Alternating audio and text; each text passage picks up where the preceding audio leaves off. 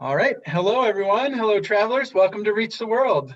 For over 20 years, Reach the World has used virtual exchange to inspire youth to become curious, confident global citizens. My name is Tim, and as part of Reach the World's efforts to support educators and families during the COVID-19 pandemic, we're sharing free live stream discussions with some of our standout travelers from recent years.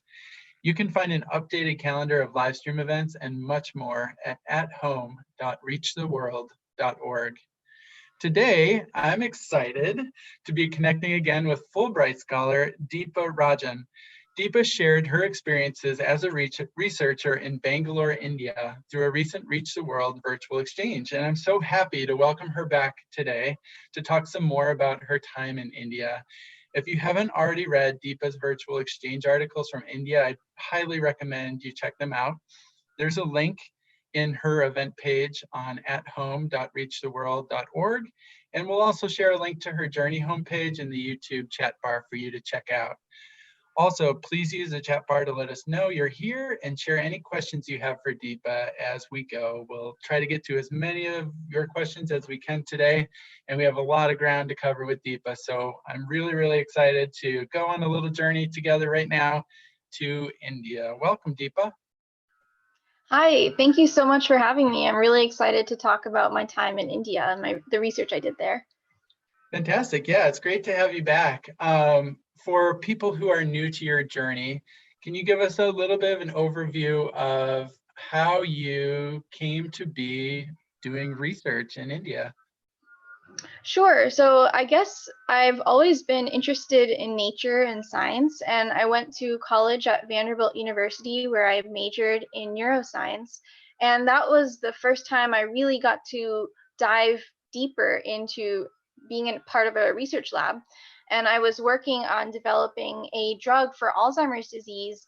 And after I graduated from Vanderbilt, I realized that I think that a lot of creative work occurs at the boundary of different disciplines. And so I wanted to use my neuroscience knowledge, but then integrate it with a new field and explore something more. So I've always wanted to do field work in the wild with animals. And I thought, okay, what are the best places to do this? I should probably go somewhere tropical. So I actually had India and Australia on the top of my list. And then I happened to discover this amazing researcher named Dr. Shannon Olson, who runs a lab in India at the National Center for Biological Sciences. And I was really inspired by her work. I was reading it online, and I got in touch with her, and we started Skyping about various project ideas. And I realized that I really want to go to India for the biodiversity and also to work with Dr. Shannon Olson. And her specialty is to actually study the brains of insects. And she works in chemical ecology, and she jokes sometimes that she talks to animals because chemical ecology is this really wonderful field where you use this universal language of chemistry to actually tell insects what to do or kind of manipulate their movements a little bit. And I can talk a little bit about that later in this broadcast. But her work really excited me, and so I applied for the Fulbright with the hope that I can get to integrate neuroscience and ecology in this unique way. So as luck would have it, I got the scholarship and I got to go to India and work in this lab. Cool. How long were you in India? I was in India for 9 months, from August 2018 to May 2019. Very cool. I want to get into a lot of details about what your everyday life was like in India, and there's so many more great stories about your time there on your journey homepage, which my colleague Chris has already added to the chat bar. But you had some pictures and some videos you wanted to start off by showing us it looked like some of your research that you did while you were in India. Sure. Let me share my screen and I will show you those photos.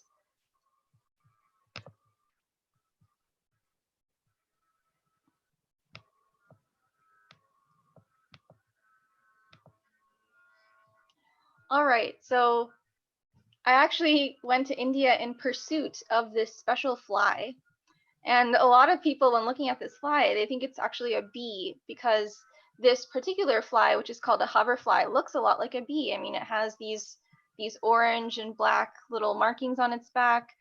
but it's a very special pollinator, and it's a fly. And what makes it so special is that, unlike a bee, it lives alone. So it doesn't have its parents or friends to tell it what to do. The moment it emerges into the world, it has to find its first flower to make its meal. And so that makes it a great model to study what do insects think the moment that they're born, because they are born with this idea of what a flower is in their brain, which is really cool. So we did a lot of tricks on this fly. We tried to fool it into thinking this is a flower. So we were trying to make artificial models of flowers with different visual cues and smell cues. So we had a little chemical or perfume underneath this, and we managed to fool this fly into thinking this is an actual flower, whereas this is a real flower. But the fly couldn't tell much of a difference.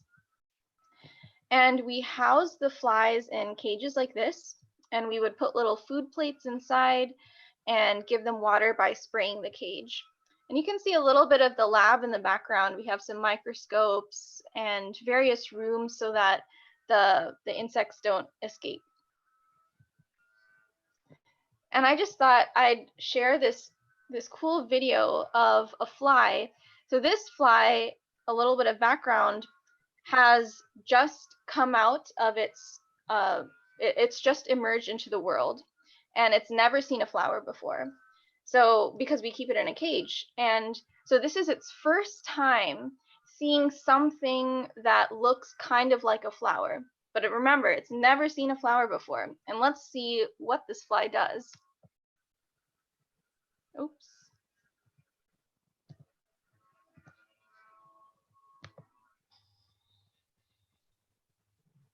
So it's going crazy. You can see that it's releasing its proboscis, or its tongue, and it's just licking the surface of this non-flower object because we fooled it into thinking that it's a flower. And here's a nice slow motion video of that same thing.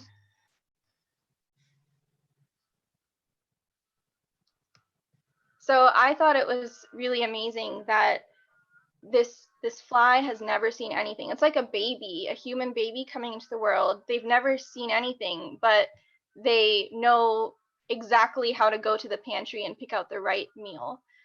And human babies can't do that, but this fly is born and it knows what to do. It's drawn to this object because its idea of a flower is a specific set of visual cues and smell cues. And you can see this little paper here where we've dipped it in some chemicals to make it smell a certain way. And then you've probably heard the old saying that a leopard can't change its spots. And the idea is, if you are born a certain way, you can't change. And that was a key question that I was trying to investigate with the help of some of my colleagues in Dr. Shannon Olson's lab. And so basically, I tried to train the fly to not like this innately attractive object. So they were born thinking really crazy about this object. And then I put bitter substances on it. So this is actually quinine. My parents used to give me quinine when I was little because it's an anti-malarial drug. And I think I hated it because it was so bitter. And the fly also thinks it's bitter. You can see once the fly touches it, it immediately flies away. And so we do this several times with this fly until we put the fly on the flower and it doesn't do anything.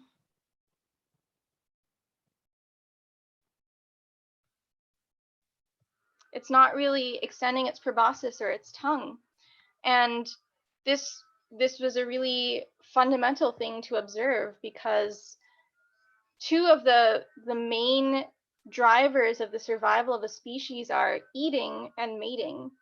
And we were concerned mostly with the former, and we saw that we can actually change something as fundamental as eating patterns in this fly. So I can talk a little bit about this later, but if you want to jump in, if you have any questions. Yeah, sure. That's so fascinating. I really, um, you do such a good job of simplifying for communication purposes, very complex scientific thoughts. And to this like non-scientist myself, it sounds like you just played pranks on flies.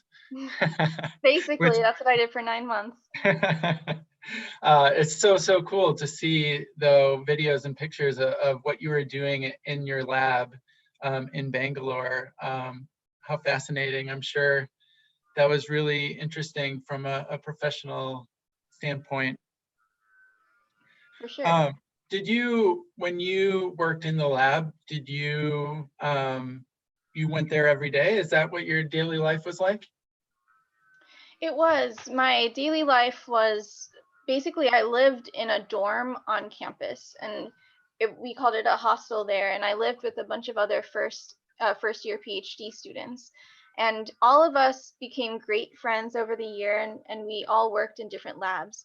And so I would just wake up in the morning. There was a canteen where we all ate food together, and then I went to the lab. We had lunch together, and then I finished the day usually around 8 o'clock at night, and then I had dinner and then went back to my hostel. So that was my typical day. But one of the reasons why I was excited to go to India was for the opportunity to work in the field as well, because we are interested in seeing how insects work, not just in the lab, but in their natural home environments. And I have a few pictures of that as well as we try to fool animals in the field. So let me share my screen. Awesome. All right.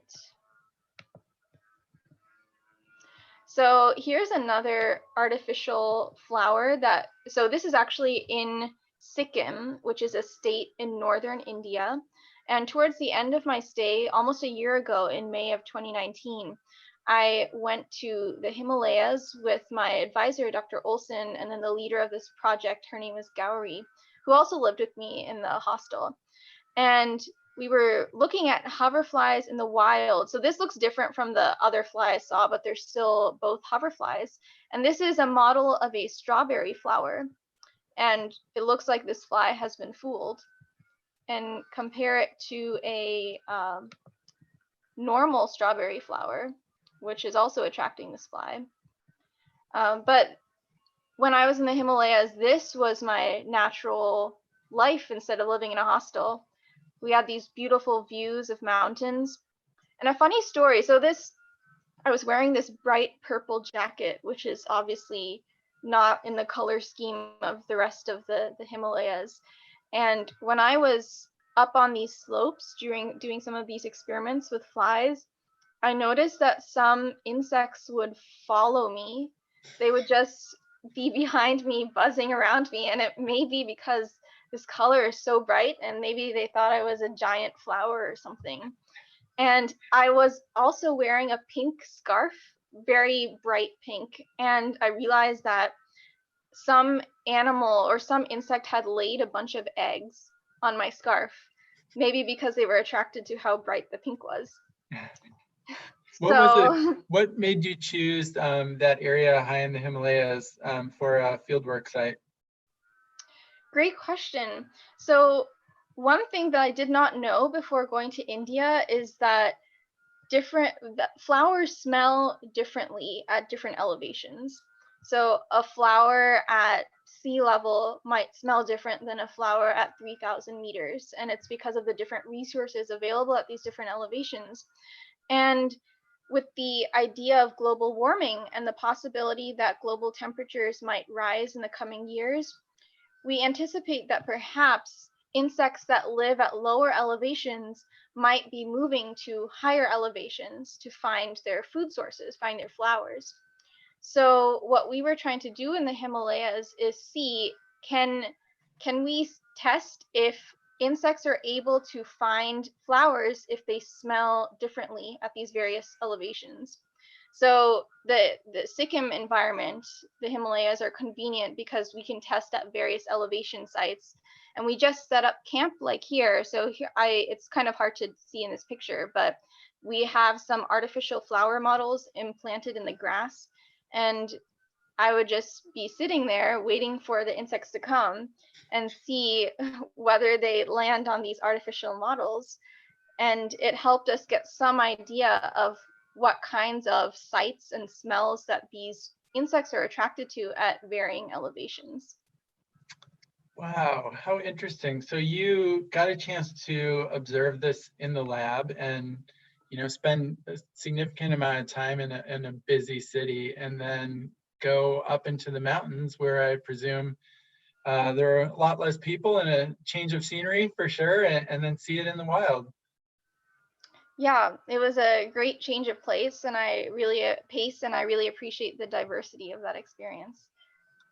Very cool. How did you, for most of your time in India, what were some of the ways that you got from place to place? Well, I was fortunate enough that I could walk pretty much everywhere I needed. I will say that I was in an enclosure. I was in this beautiful campus and I lived there, and I really had very little reason to leave. So it was basically my paradise for 9 months. But outside of the walls of that campus, Bangalore has a lot of traffic.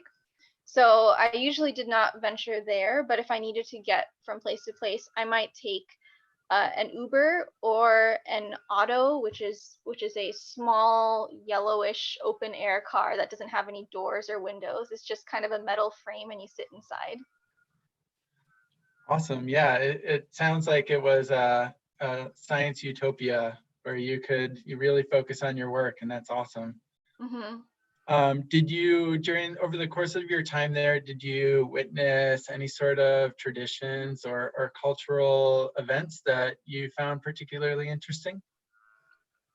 Yes. So one of my favorite celebrations of the year is Holi, Holi, and I've actually celebrated it a lot in the States as well, because growing up, I've been in a community of Indian Americans. I myself am Indian American, and it's basically a celebration in spring times around this time of year where you throw powdered color at each other. And we got to do that at NCBS, the institution, as well. Amongst my hostel mates, at this time of year, we would just get powdered color, maybe even mix it in with some water and just throw it at each other's faces. And I know that some of my other friends in the Fulbright cohort, they were all positioned in different places in India. I was just in Bangalore. So I had a more, I would say, toned down version of Holi, because it can get really massive in the streets of India, where there are throngs of people in the roads and everyone's throwing colors at each other. One of my friends even got stampeded, I think, so maybe it can be dangerous.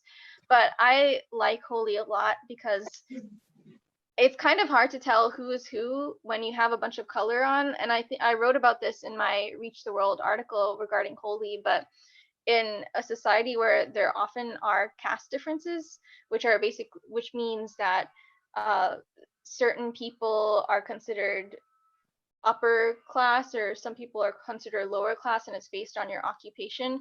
And of course it's illegal in India, but it's not always adhered to in the general population. But in Holi, everyone has color on, you can't tell who's who, so it's just a lot of people having fun together. Well, I love that as an example, and we'll post a link to that article specifically in your journey, because that's a great place to dive into your virtual exchange and get started. There's so many things to unpack about Indian religious festivals and culture and tradition, and that is just such a visually stunning holiday. Mm-hmm. I've seen it practiced throughout the United States too, every once in a while. Definitely. Even at my college, Vanderbilt, we celebrated Holi every year. Yeah, very cool. What if for the viewers that we have on our live stream today, I want to encourage you to drop any questions you have for Deepa in the chat bar. We'd love to pass them along. I know there are a lot of people who are new to your journey and are going to be diving into your articles over the course of the next couple of weeks, and we'll reconnect with you in a couple of weeks to field more questions. But for somebody who is interested in science and also interested in exploring, some aspect of the world outside of the United States, what advice would you have for incorporating some aspect of travel and adventure and cultural exploration into your science career. One of the ways I find really enjoyable in exploring science, and I enjoy it now, and I've enjoyed it as a child as well, is to just go into my backyard with a bug jar and see what I can find. And this quarantine life in the context of COVID-19 is actually a perfect opportunity to do so. This is the first time I've been home in this time of year in April in, I don't know, maybe 5 years. I haven't been here since high school during springtime. And I'm currently in Austin, Texas, and I just go outside and I see all of these caterpillars. I see them pupating, making chrysalis, and it's just really amazing to work with these little creatures that are just in my backyard and seeing them hanging from the trees. And that was my initial draw towards science in the first place. So I think that's very adventurous if you can just step out in your backyard and look really closely at something. I remember when I was a kid, I had this fungus phase in which I was really interested in mushrooms of the neighborhood. And after a big rainstorm, I would go outside and try to find all the mushrooms in the neighborhood and then collect their mushroom spores and then bring them back to my house and see the patterns that the spores made. So maybe you should ask your parents before you collect all of these spores. But there's so many things you can do. And the great thing about nature is that it's everywhere. I mean, even look in the mirror, that's nature as well. So I would just encourage you to keep an open mind. And once you get into high school, you can even start working in a lab at your local university if you live in such an area. Very cool. I'm glad you came back around to the lab, because I'm curious to know, you're a MD, PhD student right now, and you have continued to work in labs, I know, and I wonder what differences or similarities you found between working in United States labs and working in the lab in Bangalore. Yeah, good question. So I'm in the stage of my training where I haven't started my PhD portion yet. I'm mostly in the medical school portion, but I think that labs around the world have a common thread. And my lab advisor in India, Dr. Olson, was actually an American. She's from New York. And so the culture might have been a little bit different in terms of, I noticed that people in India start to work late and then they also work later into the night, whereas in the US it's usually 9 to 5. But of course with research, it's not really a 9 to 5 job. It's kind of all the time, or even in your dreams. So I think science is a very universal field. And even while I was in India, we had all these conferences and people from Europe and the US would be over there, and vice versa. Even right now, I am a student in California, and I would say most of the PhD students are international. It's truly an international arena. So yes, I think that science is kind of a great equalizer, and you can find various opportunities to do research in labs no matter what country you live in. Great, how interesting. I wonder, sort of, while you were, I can see how being inside a project and really like investigating something like you were in Bangalore, you'd get very focused and sort of lose track of 9 to 5, or just want to keep going and see what your next observation would be. I'm curious, when maybe during lulls in your research, if you got a chance to explore any other places around India. I know you were in Bangalore and in the Himalayas. Were there other places that you visited while you were there?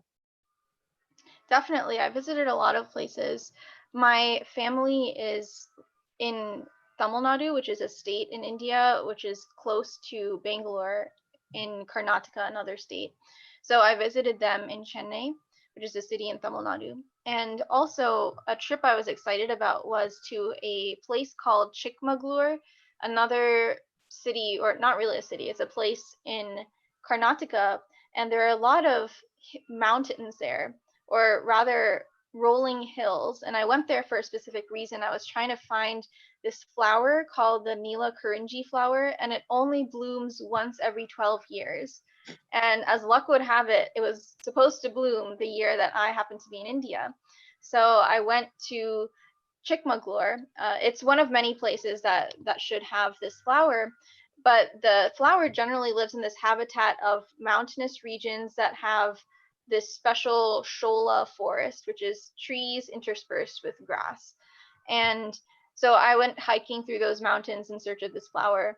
And unfortunately, I actually did not find the flower. It seems to be blooming less and less frequently as the years go on. And I checked with the locals in the area, and they said maybe it was because it was an especially hot year. So who knows what fate has in store for the Nila Kurinji flower, but it was just fun to hike through those mountains anyway. How interesting. I wonder, it makes me want to go on and Google a picture of the flower. Can you spell the name of the flower for us? Do you know Sure. offhand?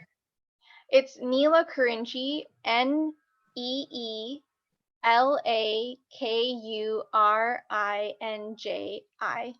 Interesting. I for one, I'm going to look that up after we're finished today. How cool. We're getting sort of towards the end of our time here. These 30 minutes go so fast. I'm really happy that we have a chance to talk to you and introduce you to a whole new group of students who are looking to go on global adventures as part of their at-home learning. One of the things that we like to end all of our live stream calls with is just a general question along the lines of, where would you go next? I have a feeling it would be something science related, but is there a part of the world that fascinates you that you would want to go and investigate as soon as airlines were taking people and people could travel around the world again? Sure. So to answer that question, I guess I should talk a little bit about where my research interests lie now. So after I was in India, it was really remarkable to experience all of that biodiversity. And seeing all of these weird creatures made me wonder about the origins of life itself. And how did we, 4 billion years ago on Earth, how did we go from non-living matter to suddenly this first living creature? And even more dramatically, are we capable of creating such a thing, such a quasi life form in the lab? And so that's something that I'm exploring at my current research institution right now, even though I haven't started my PhD yet. And as I'm exploring this question of the origins of life, we have to think about extremophiles, or living organisms that live in extreme conditions like deserts or very salty water bodies. And so if I were to travel somewhere next, I might go to the depths of the ocean to find these deep sea vents where we have these organisms that can survive under really hot conditions. Or I might even go to the desert, which is similar to conditions on Mars, and see what kinds of creatures are able to survive there. I just am continually blown away by how life always finds a way.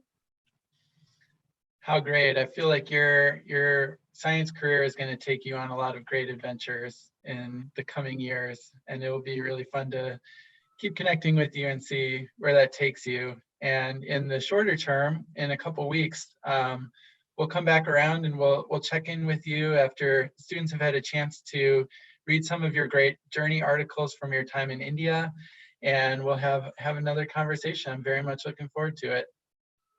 Great. Thank you so much, Tim. I really enjoyed being on this. Yeah, you bet. Thanks so much for joining us. And before we go, I want to thank our entire YouTube live stream audience for joining us today. It's great to see all of you. I hope you have some questions next time around. I think there's just a lot of getting to know Deepa today, and that's amazing. Please, all of you, join us again for one of any of our exciting Reach the World live stream events that we have yet to go this week or into the coming weeks. You can find a complete list of upcoming Reach the World events at home.reachtheworld.org.